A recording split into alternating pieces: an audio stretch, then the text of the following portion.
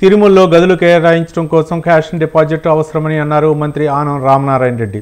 తిరుమలలో cash and deposit వెనక్కి ఇవ్వటం లేదన్న సభ్యుల ఆరోపణలపై ఆయన అసెంబ్లీలో స్పందించారు. గదుల్లోని వస్తువులు కొందరు తీసుకెళ్తున్నారనే క్యాష్ అండ్ డిపాజిట్ విధానాన్ని ప్రవేశపెట్టామన్నారు. అలాగే ఫేషియల్ ఐడెంటిటీ ద్వారా డిపాజిట్ వెనక్కి ఇస్తున్నామని తెలిపారు.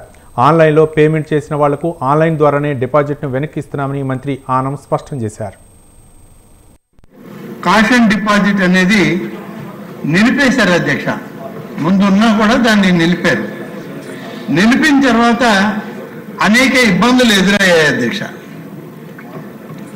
క్యాష్ అండ్ డిపాజిట్ అనేటువంటిది లేని దానివల్ల అక్కడ అందరు భక్తులకు కూడా రూములు దొరికేది కష్టంగా తయారైంది.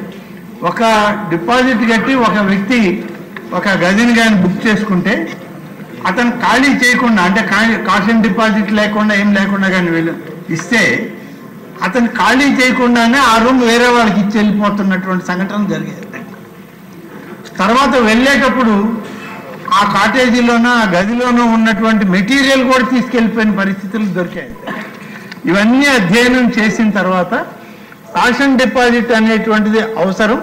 దీన్ని డిపాజిట్ పెట్టి అలాగే ఫేషియల్ ఐడెంటిటీ కానీ పెడితే ఎవరు తీసుకున్నా మళ్ళీ తిరిగి వెళ్ళేటప్పుడు ఆ ఫేషియల్ ఐడెంటిటీ వస్తేనే ఆ క్యాష్ అండ్ డిపాజిట్ ఇవ్వడం, లేకుంటే అది వచ్చినప్పుడు ఇవ్వడం అనేటువంటిది ఒక విధానం అధ్యక్ష.